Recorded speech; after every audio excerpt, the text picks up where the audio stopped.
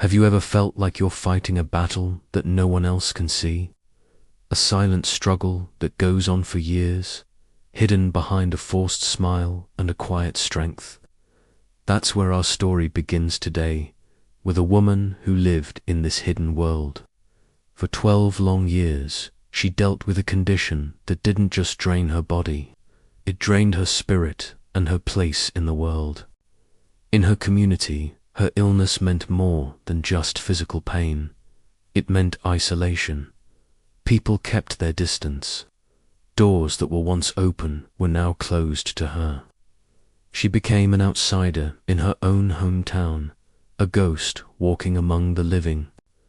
Imagine carrying a burden that affects every single part of your life, from how you wake up in the morning to how you fall asleep at night, and still trying to hold on to a tiny flicker of hope. She had tried everything she could think of.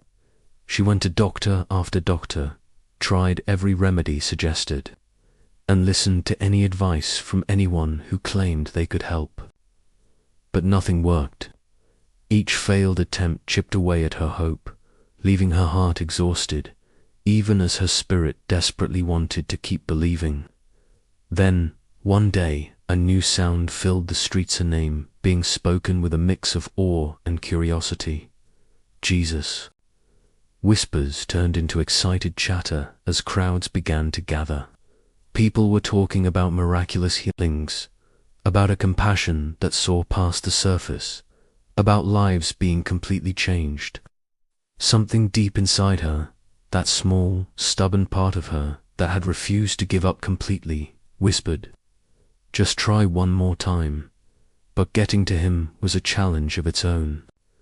The crowd was a thick, moving wall of people, loud, chaotic, and pressing forward. She didn't have the physical strength to push her way through the masses. She couldn't shout over the noise, but what she did have was a quiet, determined courage. So she began to move, not by pushing, but by slipping through the gaps between people. Step by careful step, she made her way closer, hoping no one would notice her, yet praying she wouldn't miss her one and only chance. When she finally got close enough, she didn't call out his name. She didn't interrupt or ask for special attention. In a moment of pure, desperate faith, she simply reached out her hand and touched the very edge of Jesus' cloak. It was just a touch so small, so quiet, almost invisible to everyone around her. But in that single instant, everything changed. A wave of warmth and peace washed over her, a release from the pain and weakness she hadn't felt in over a decade. Her entire being knew, with absolute certainty, that she was healed. The flow of her suffering had stopped. At that very moment, Jesus stopped walking. He turned to face the crowd and asked a question that seemed strange to his disciples. "Who touched me?" They were confused. In a crowd this dense, people were bumping into him from every side.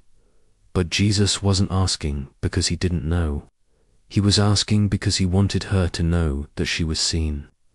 He wanted to turn her hidden act of faith into a public moment of restoration. Trembling with a mix of fear and relief, the woman came forward. She fell at his feet, afraid of being scolded or rejected one last time. But when she looked up, she didn't see anger. She saw compassion. Jesus looked at her and said, "Daughter, your faith has made you well.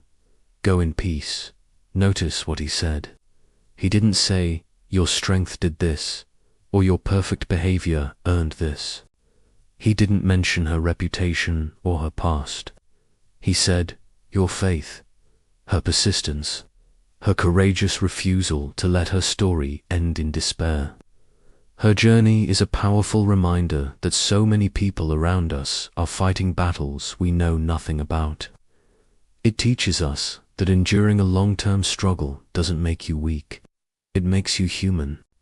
And it shows us that hope, even when it's quiet, worn out, and feels like it's down to its last thread, still has incredible power. Sometimes, faith isn't a loud declaration. Sometimes it's just a tired hand reaching out in the dark, believing that healing in whatever form it needs to come is still possible for you. Thank you for watching. If this story resonated with you, please consider subscribing for more content like this. Take care.